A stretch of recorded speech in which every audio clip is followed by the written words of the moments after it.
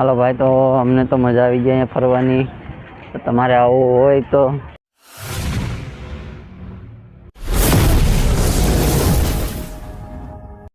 હાલો દોસ્તો, કેમ છો? મજામાં? તો હવે અમે આવી ગયા છે, તો નીકળી ગયા છે બ્લોગ બનાવવા માટે.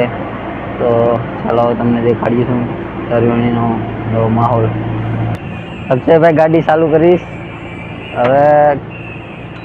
ભાઈ, તો અમે નીકળી ગયા છે પાટણ દરવાજા, એટલે કે તરવેણી. તો ચાલો હવે જોઈએ તરવેણીનું મંદિર.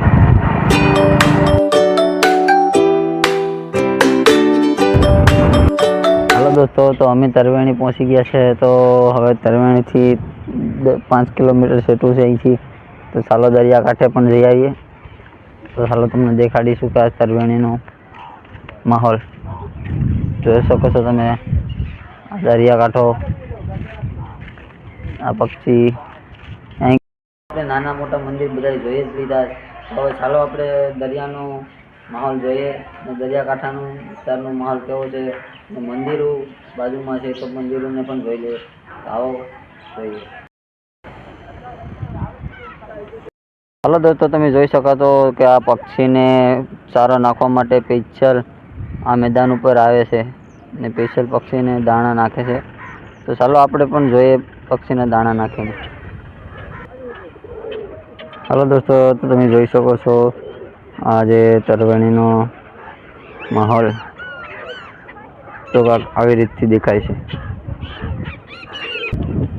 હાલો દોસ્તો, તો તમે જોઈ શકો છો આ પક્ષી પાણીમાં જે તરી રહ્યા છે.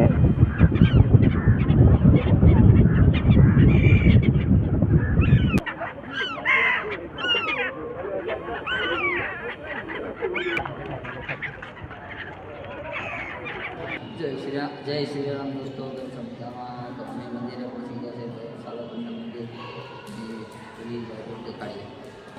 હાલો દોસ્તો, તો તમે જોઈ શકો છો કે અમે રામ મંદિરે ફાઇનલી પહોંચી ગયા છે. તો હવે દર્શન કરીશું ને પછી આગળનું જે છે એ બ્લોગ શૂટિંગ કરશું.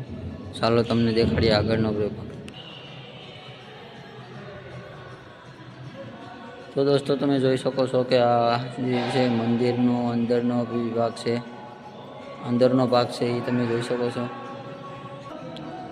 હાલો દોસ્તો, તો જો તમે પણ જે અંદરનો ભાગ છે જે ગણપતિની મૂર્તિ છે.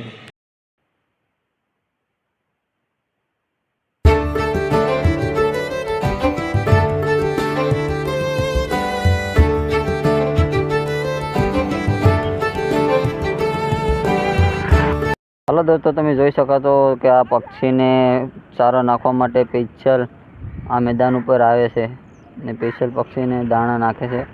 તો ચાલો આપણે પણ જોઈએ પક્ષીને દાણા નાખીને. દોસ્તો, તો હવે અમારો બ્લોગ પતી ગયો છે. તો વિડીયો સારો લાગ્યો હોય તો વિડીયોને શેર કરો, લાઈક કરો અને સબસ્ક્રાઈબ કરવાનું ભૂલતા નહીં. તાકી મળીએ તમને આગલા વિડીયો પર. ચાલો તો મળીએ આપણે આગલા વિડીયો પર. જય સોમનાથ.